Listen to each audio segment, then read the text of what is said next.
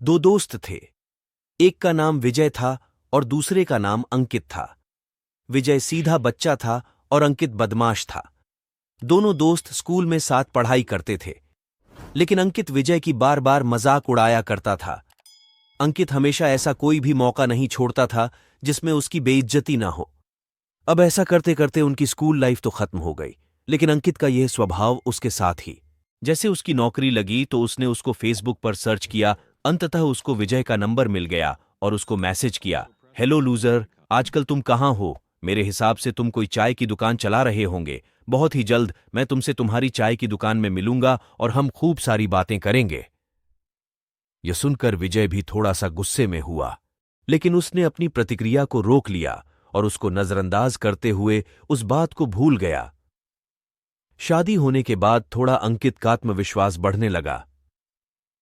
उसने एक बार फिर से विजय को फोन किया कि आजकल तुम कहाँ हो, या ऐसे ही चाय की दुकान चलाकर अपनी जिंदगी बिता दोगे?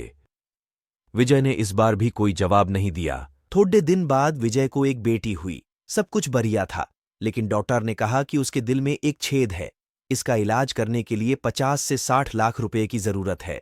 विजय की तो ऐसी की तैसी हो गई, क्योंकि ना तो उसके पास कोई लाखों रुपए वाली जॉब थी और ना ही उसके पास इतने रुपए थे जिससे वो इलाज करवा सके। मतलब कुल मिलाकर विजय के बस की बात नहीं थी। उसने डॉक्टर को मना कर दिया कि उससे ये सब व्यवस्था नहीं हो पाएगी। लेकिन अचानक एक दूसरे डीडार ने केस को गंभीर मानते हुए ऑपरेशन फ्री में कर दिया, और एनकिट को यह सुनकर बहुत खुशी हुई और इंतजार करने लगा कि कब ऑपरेशन खत्म होगा और कब वह अपनी बच्ची एवं उस डॉक्टर से मिल पाएगा। फाइनली इंतजार की घड़ी खत्म हुई और डॉक्टर विजय और उसकी बेटी एनकिट का सामने आ चुके थे। एनकिट की आंखें नम थीं और बेटी को लेने के बाद उस डॉक्टर के पैरों में गिर गया। आप समझ सकते हो कि ऐसा क्यों हुआ। जिस डॉक्टर ने ऑपरेशन किया था वह डॉक्टर विजय था, वहीं जिसका विजय पूरी जिंदगी मजाक उड़ाया करता था। अंकित ने पैरों में गिरकर माफी मांगी, क्योंकि वो शर्मिंदा है अपनी हरकतों की ऊपर कि उसने जिस दोस्त की इतनी मजाक उड़ाई है वो आज काबिल है। उसने उस दोस्त की मदद की है जिसने हमेशा उसकी मजाक उड़ाई।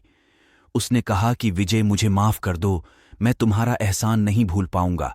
लेकिन दोस्त, ऐसा नहीं है, ये मेरा फर्ज था और दोस्त होने के नाते मैंने तुम्हारे साथ ऐसा किया।